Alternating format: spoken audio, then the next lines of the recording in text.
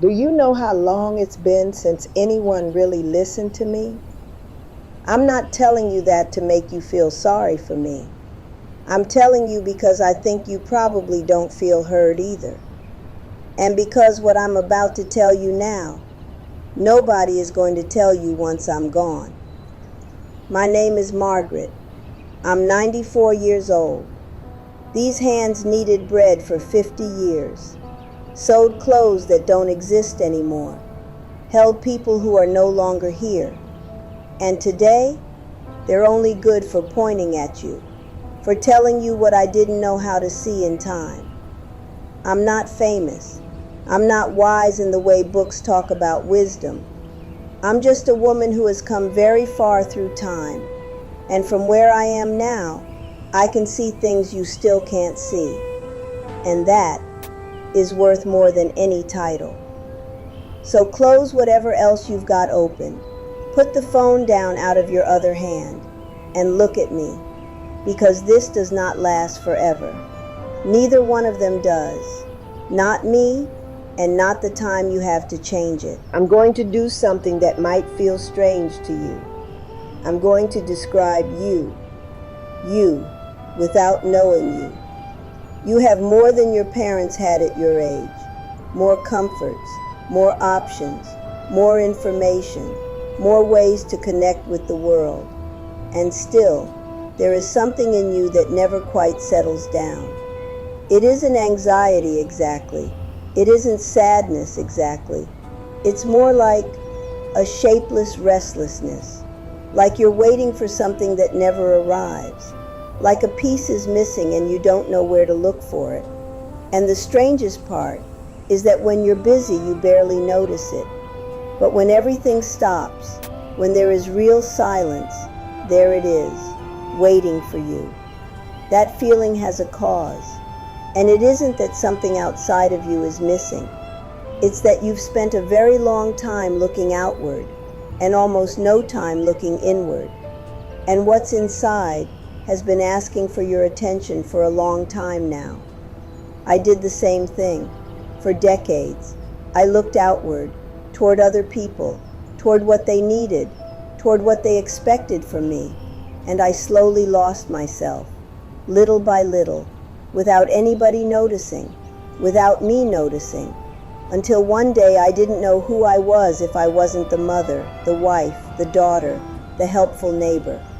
Take all that away, and there was nobody left. That terrified me, and it took me far too long to do anything about it. I was born in 1931. I'm not telling you that so you can do the math on how much time has gone by. I'm telling you so you can understand the world where I learned how to be a woman. A world where women were not asked what they wanted. They were told what they should do. You should get married. You should take care of people. You should stay quiet at certain times. You should smile when you didn't feel like it. You should put up with whatever had to be put up with. And if you did all that well, they told you that you were a good woman. And I was a very good woman. Too good. Because being good in that sense meant not being. It meant erasing yourself, taking up less space, having less voice, asking for less, needing less. And I learned that lesson so well that when I finally had permission to need, I no longer knew how to do it. I had 3 children, a husband, a house, a life that from the outside looked complete, and it was. But something was missing. Something nobody named. Me. I was missing. Not in a dramatic way.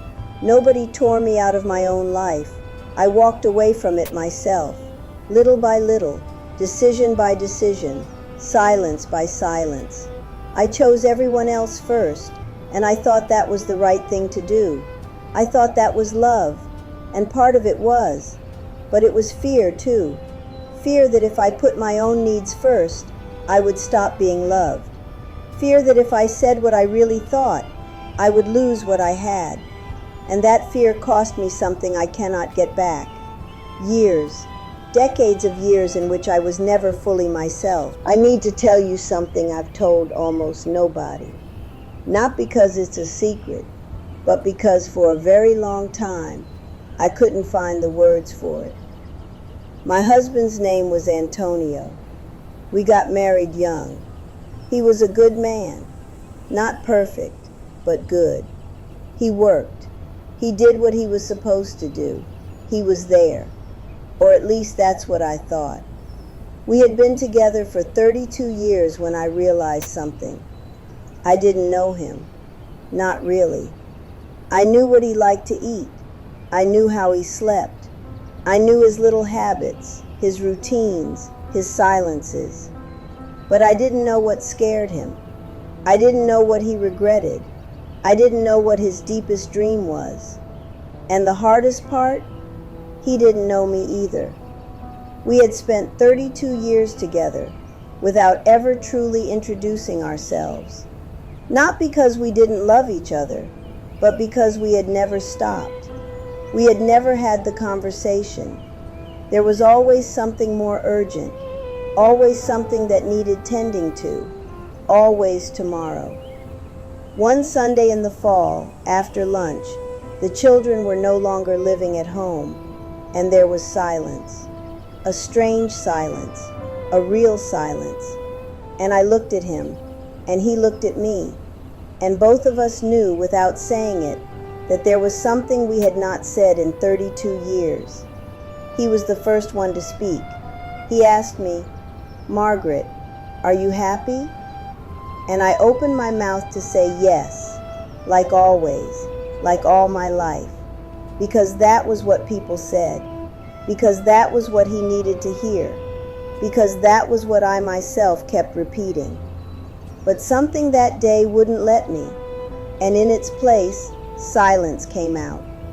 And in that silence, something happened that I didn't expect. He started to cry. A 60-year-old man, a man who never cried in front of anyone, crying quietly in the kitchen chair. And he said to me, "I don't know if I am either. And I think I never asked you because I was afraid of what your answer would be." We talked for 3 hours that day. 3 hours we had not had in 32 years. And it was the most important conversation of my marriage. Antonio died 4 months later. Heart attack. No warning, no goodbye. And I was left with those 3 hours. Just those 3 hours out of a whole life together. And what I learned from that pain is what I want you to learn today, without having to pay for it so dearly. The people you love are not guaranteed. You know that. Of course you know that. But you know it the way you know that someday it's going to rain. In the abstract, without urgency, without any real consequence. But I know it in a different way. I know it the way you know something that has already happened. And that difference changes everything. There are people in your life right now that you are not really seeing. You see them, but you do not see them. You eat with them without asking how they really are. You live with them without knowing what worries them when they go quiet. You hear them without listening. You are with them without being there. And they do the same thing with you. Because that is what feels normal. Because we are all very busy. Because there will be a better time later for the real conversation. There won't be. Or there will be one too late. I lost my mother without saying something I needed to say to her. I lost my sister with an argument still left unresolved. And I lost Antonio with 32 years of conversations postponed. Don't postpone it. Not because you're going to die tomorrow, but because the people you love deserve your presence today. They deserve the version of you that truly shows up, not the version that shows up with their mind somewhere else. And you deserve that too, because in this, I made another enormous mistake. I believed giving was the only thing that mattered.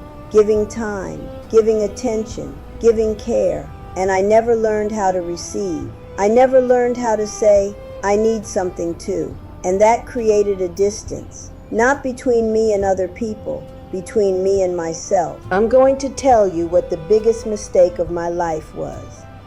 It's not what you think. It was not traveling more. It was not chasing one dream or another. It was not any big decision. It was this. I spent decades waiting for permission permission to rest without feeling guilty, permission to say no without having to explain why, permission to have a bad day without that meaning I was failing somebody, permission to want something for myself without that making me selfish.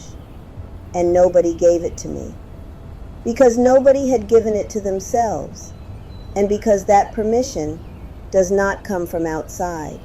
It never comes from outside. You have to give it to yourself, and I did not know how to do that for far too long. I was in my 50s when I began to understand that my life belonged to me too, not only to the people I loved, to me too, and that taking care of myself was not taking something away from others. It was giving them a version of me that still had something inside her. Because when you spend years giving without receiving, without stopping, without renewing yourself, what you give gets emptier every time. And the people who love you notice it. They don't say it, but they notice it. One of my daughters said it to me once. It was hard to hear.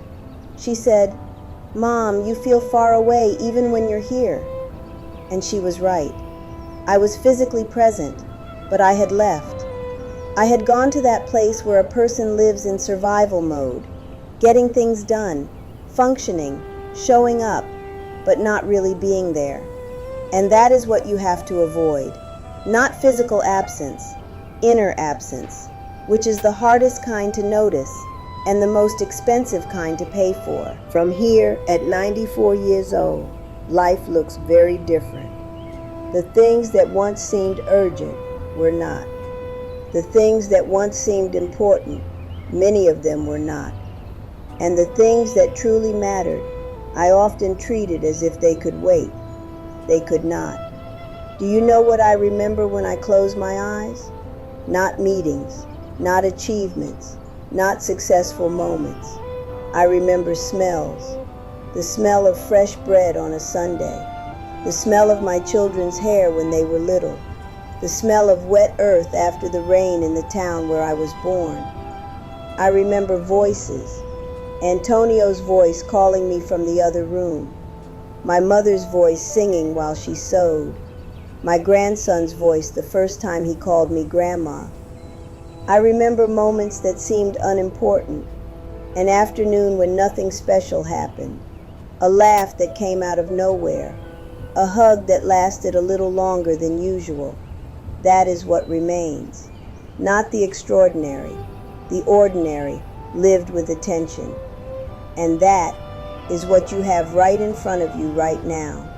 Ordinary moments that can become everything or can pass by and leave nothing behind, depending on whether you are present in them. Let me talk to you as if you were someone in my family, as if I knew you, because in a way I do know you, because I was like you, and because what I feel now, you are going to feel too. The question is how much you will have lived by then. So listen to me. Stop waiting until you have more time. Time does not appear. It is chosen. Stop waiting until you feel ready. Confidence does not come before action. It comes after. Stop saving the best parts for special occasions. Today is a special occasion. The fact that you are alive today is already special. Call your mother if you still have her. Call her for no reason, no excuse, just to tell her you are calling. Tell someone you love them. Don't assume they know. Don't assume it's understood. Say it. Do that thing you have been putting off for a long time. Not the big thing, a small thing. Today. And when you are with someone who matters to you, put the phone away. Do not just turn it face down. Put it away and look at them and listen to them. For real. That's all. You do not need more instructions than that. Because in the end, nobody remembers the work you did. Nobody remembers what you collected. Nobody remembers how busy you were. They remember how you made them feel, whether you were there when it mattered, whether you truly saw them. That is your legacy, not what you built, what you left in people. I left a great deal, and I also left empty spaces that I can no longer fill. You still can choose not to leave those spaces. Take very good care of yourself. Really, take care of yourself like you love yourself, because you deserve that. And the people around you deserve someone who loves herself. I am tired, but I am glad I spoke to you. I hope it helps you.